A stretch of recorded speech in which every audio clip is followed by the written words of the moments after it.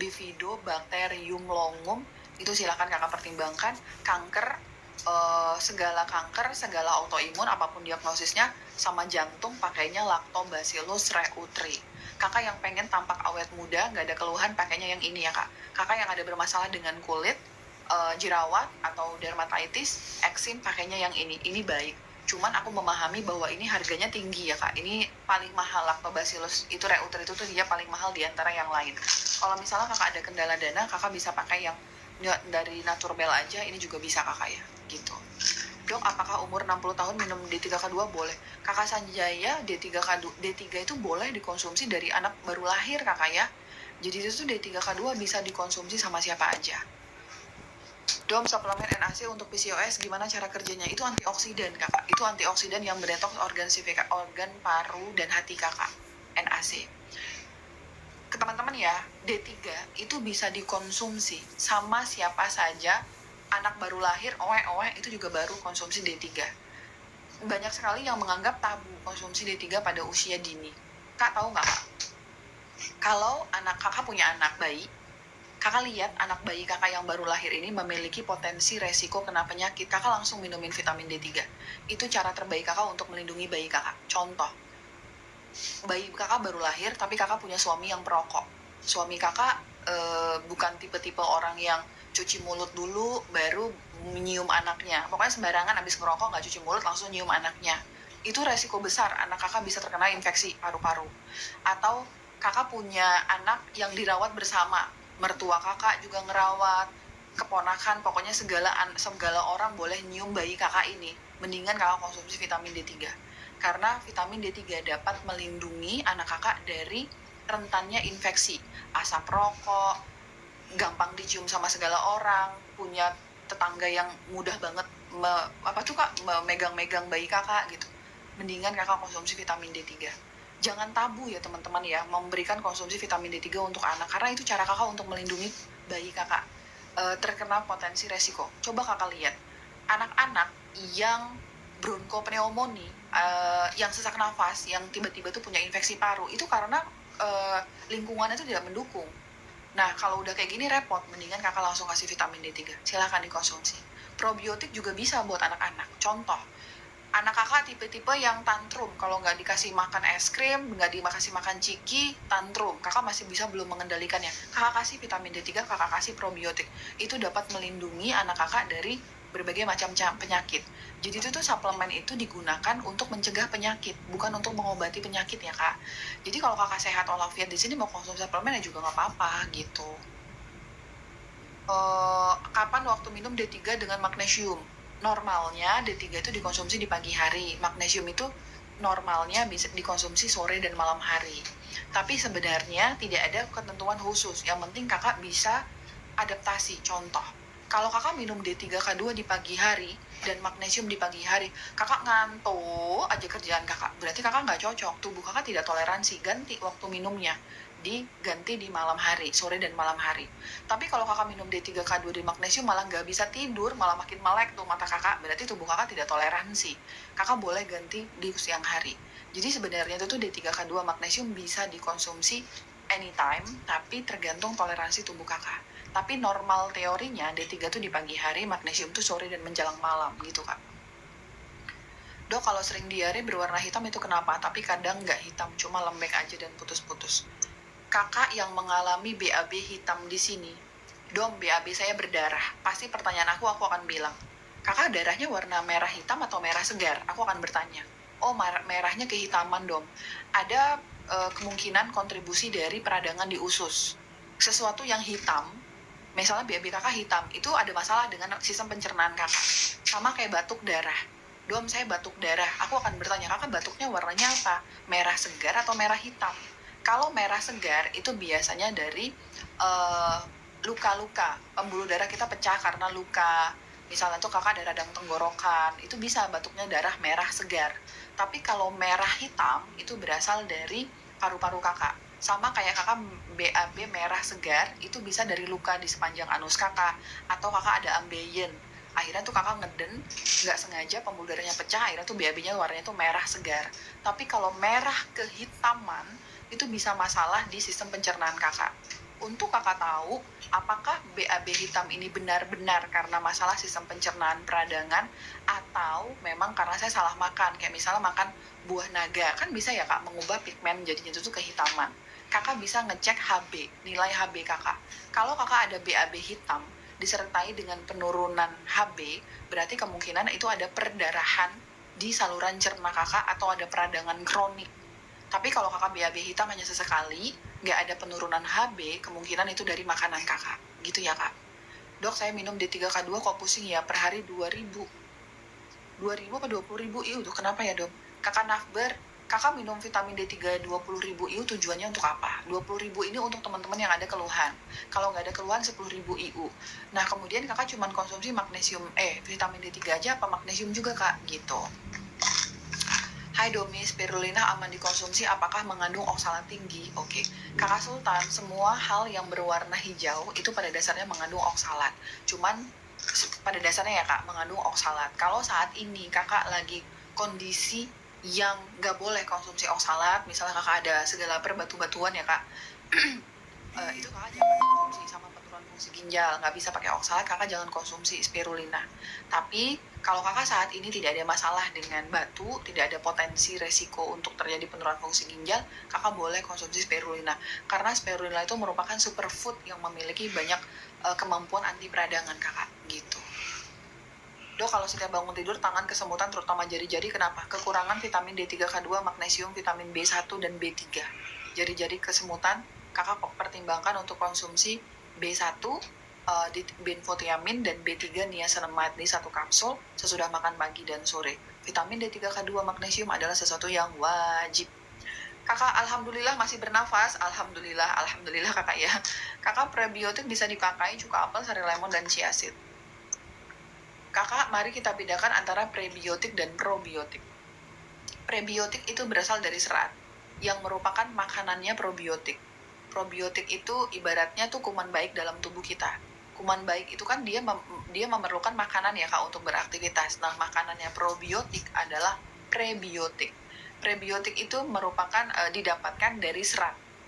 Nah, cuka apel, cuka lemon, semua makanan fermentasi ya kakak, sauerkraut, kimchi, yogurt itu merupakan prebiotik yang sedikit mengandung probiotik.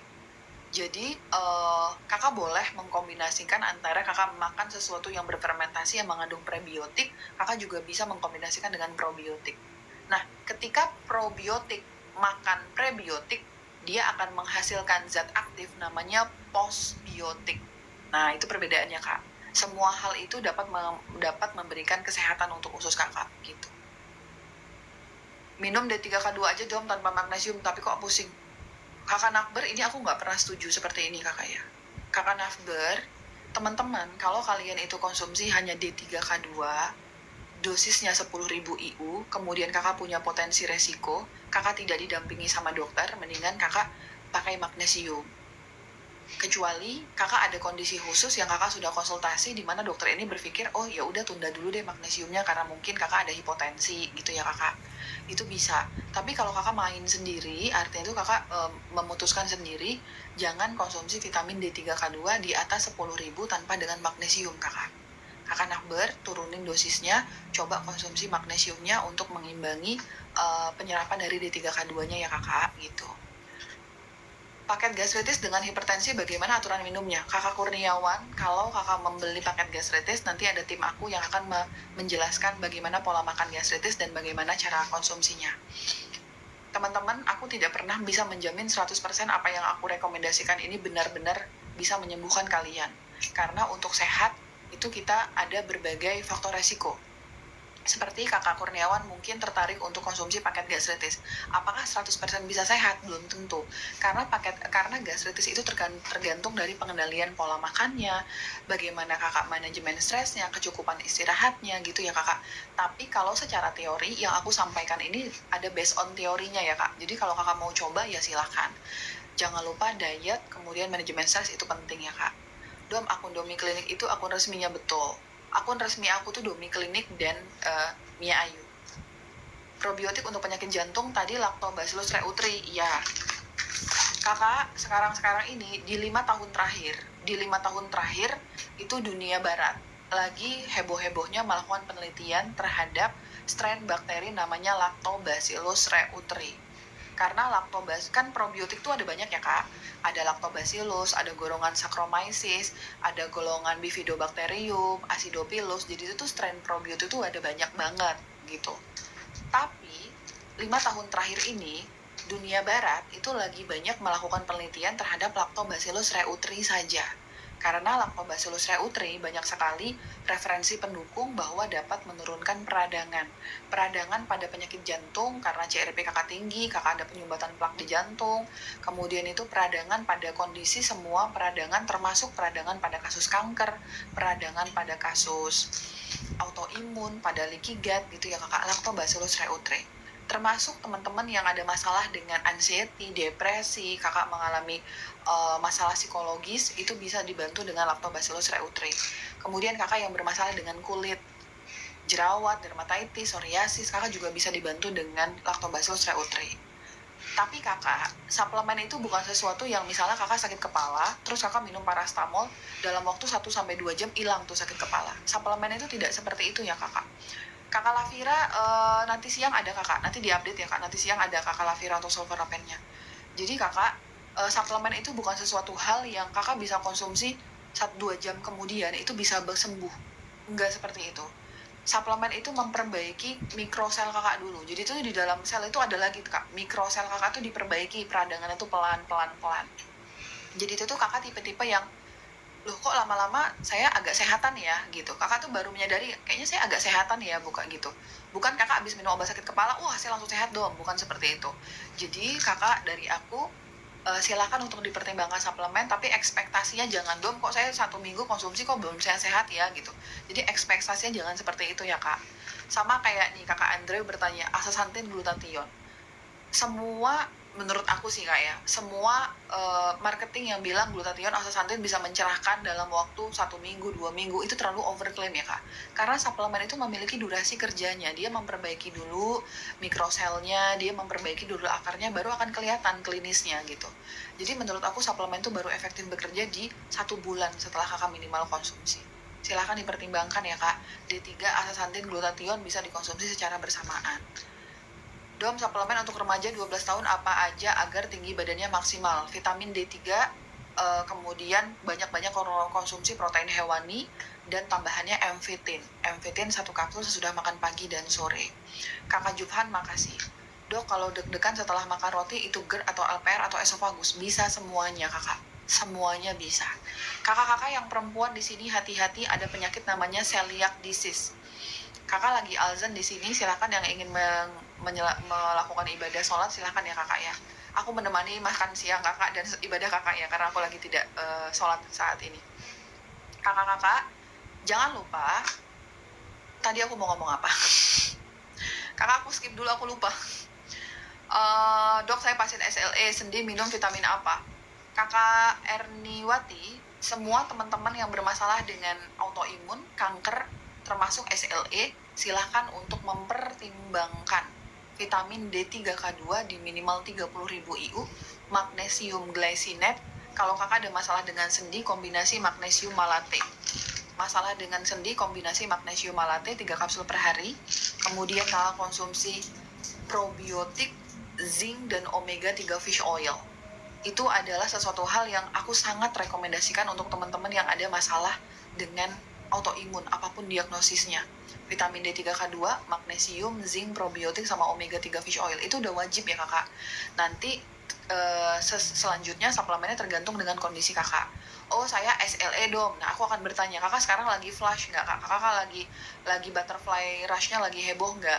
Kemudian kakak lagi ada gangguan pencernaan nggak? Nah itu aku sesuaikan dengan kondisi khusus kakak. Tapi kalau kakak ketemu kanker dan autoimun, yang wajib adalah vitamin D3K2, magnesium, zinc, probiotik, omega 3 fish oil. Silahkan dipertimbangkan ya kak. Untuk magnesium itu ada banyak. Teman-teman yang bermasalah sama sendi, lutut, pakainya magnesium malate ya kak. Tapi kalau kakak nggak ada masalah dengan sendi lutut, pakainya magnesium glycinate. Mbak, vitamin basic apa saja? Vitamin D3K2, magnesium itu vitamin basic ya Ibu Sriwati, silahkan dipertimbangkan. Dosisnya vitamin D3K2 10.000 IU, sedangkan magnesiumnya kalau Ibu sehat walafiat Ibu pakai magnesiumnya antara dua, antara magnesium dill sama magnesium naturbel. Kalau kalian sehat walafiat, tidak ada keluhan sama sekali, bingung mau pilih magnesium yang mana, kakak bisa antara dua ini. Magnesium dill 1 kapsul sesudah makan, sebelum tidur, atau naturbel sebelum tidur. Perbedaannya apa dong? Kalau ibu pernah punya riwayat sakit perut, jangan konsumsi yang naturbel, karena naturbel mengandung gelatin yang kadang-kadang memberikan rasa tidak nyaman dalam perut. Tapi kalau ibu yakin sehat walafiat, nggak ada masalah apapun, lebih baik pakai naturbel. Karena naturbel ini penyerapannya jauh lebih baik daripada yang dill. Basicnya ya Bu ya. Terapi SIBO, saya cuka apel 2 sendok makan sebelum sarapan. Saat sarapan minum enzim, setelah sarapan D3. Betul kakak. Kakak Zero silahkan dipertimbangkan ya. Cuka apel 2 sendok makan. Ini semuanya kakak sampaikan tuh benar. Aku lengkapi ya kak.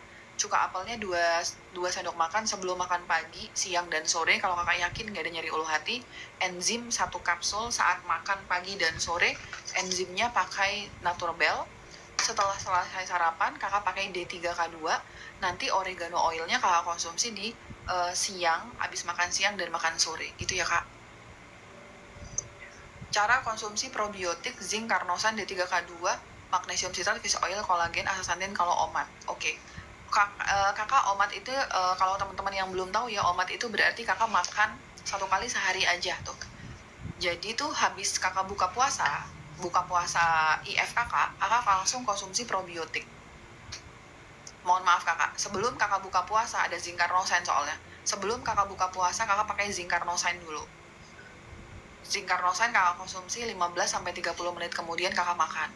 Segera setelah makan kakak konsumsi probiotik. Segera setelah makan, gak ada jeda kakak konsumsi probiotik. Nah kemudian setengah jam kemudian kakak baru konsumsi D3K2, fish oil, astaxanthin itu dijadikan satu, nggak apa-apa. Kolagen itu kakak lihat, kalau kakak kolagennya itu ada tambahan plus-plus yang lain, itu kakak barengin sama probiotik. Tapi kalau kakak kolagennya murni, nggak ada yang gabungan vitamin yang lain, kakak bisa gabungin sama vitamin D3K2, astaxanthin sama fish oil. Jadi kalau kolagen tuh tergantung ya kakak, ada plus-plusnya nggak? Kan ada tuh kolagen murni, tapi ada juga kolagen yang dicampur sama vitamin B kompleks, yang dicampur sama vitamin C, itu kan ada. Nah kakak lihat kolagen kakak tuh yang mana. Kalau dia ada vitamin larut dalam air, berarti kakak barengin sama si probiotik. Tapi kalau dia murni kolagen, kakak barengin sama lemak, vitamin D3K2, fish oil, sama astaxanthin. Nah, kemudian magnesiumnya kakak bisa konsumsi nanti setelah 1 jam